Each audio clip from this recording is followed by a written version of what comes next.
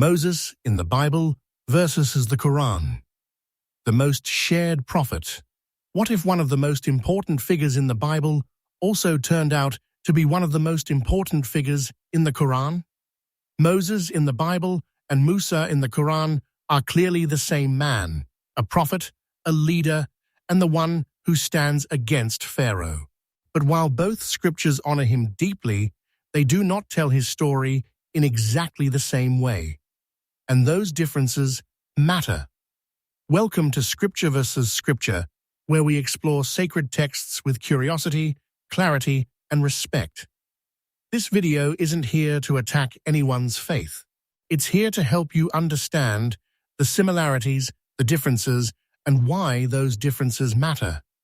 Before looking at the differences, it helps to understand why Moses matters so much in both Judaism, Christianity, and Islam. He is not a minor figure. He stands at the center of one of the greatest stories of liberation, revelation, and divine guidance in sacred history.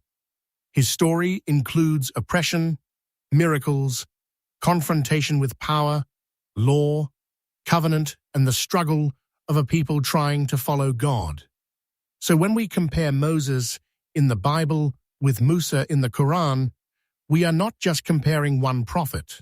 We are comparing two ways of presenting leadership, revelation, and the relationship between God and his people.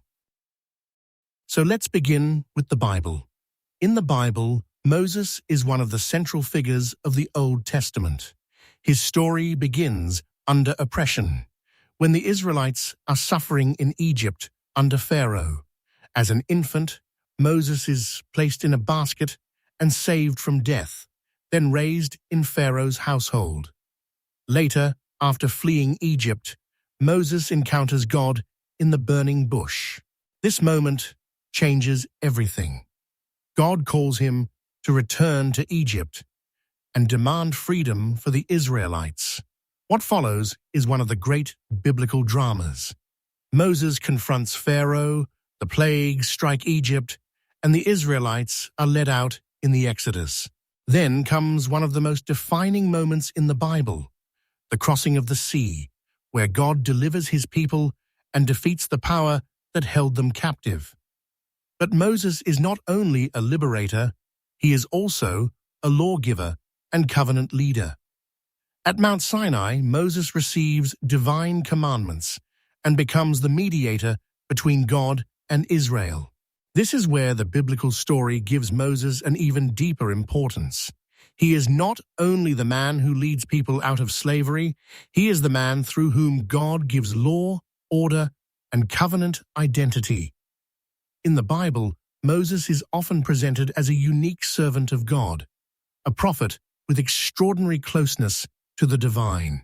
He becomes the great leader of Israel's journey through the wilderness, even though that journey is filled with rebellion, failure, and testing. So in summary, the Bible presents Moses as deliverer, prophet, lawgiver, and covenant leader, one of the foundational figures in the story of Israel and in the wider biblical tradition. Now let's look at the Quran. In the Quran, Musa is one of the most frequently mentioned prophets. His story appears again and again across different chapters, which immediately shows how important he is in Islam. Like the Bible, the Quran presents Musa as a child saved from Pharaoh's violence. It also presents his calling, his return to confront Pharaoh, the miracles given to him, and the liberation of his people.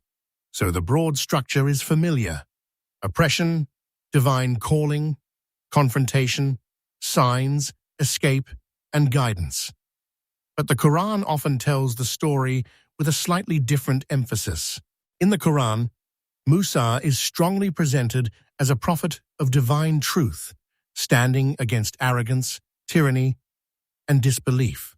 Pharaoh is not just a cruel ruler, he becomes a symbol of human pride and rebellion against God.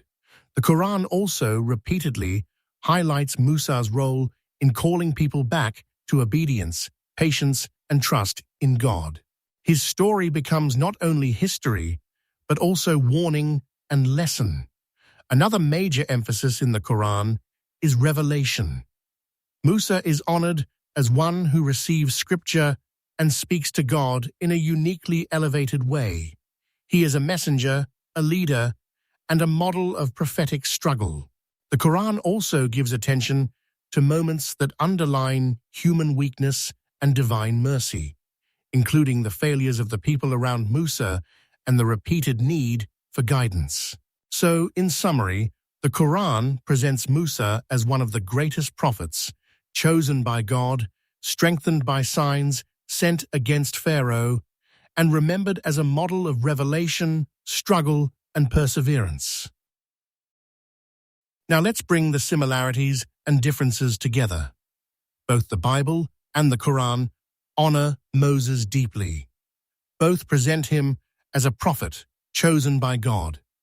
Both tell of his rescue as a child, his confrontation with Pharaoh, the miracles given to him, and his role in leading people out of oppression. Both scriptures also connect Moses with revelation, law, and divine guidance. But the differences are just as important. In the Bible, Moses is deeply tied to the covenant story of Israel and to the giving of the law at Sinai. His story is closely connected to the identity of Israel as God's covenant people. In the Quran, Musa is also a prophet of revelation and law, but his story is retold more repeatedly as a universal lesson about faith, tyranny, disbelief, patience, and obedience to God. In the Bible, Moses often stands at the center of a national and covenant narrative. In the Quran, Musa often stands at the center of a moral and prophetic warning that speaks beyond one people to all listeners. So while this is clearly the same prophet, the role he plays in each scripture is shaped by a different, larger message. Conclusion. So is Moses in the Bible the same as Musa in the Quran? Yes and no. He is the same great prophet, leader, and opponent of Pharaoh. But the way his story is framed is not exactly the same. The Bible presents Moses as the deliverer and lawgiver who stands at the heart of Israel's covenant story. The Quran presents Musa as one of the greatest prophets, a receiver of revelation, and a lasting sign against arrogance and oppression. Same prophet, different emphasis. If you enjoy respectful comparisons like this, subscribe to Scripture versus Scripture. Comment below. What should we compare next? Noah's flood, Abraham, or Satan in the Bible versus the Quran? Like the video if you want more episodes, and I'll see you in the next one.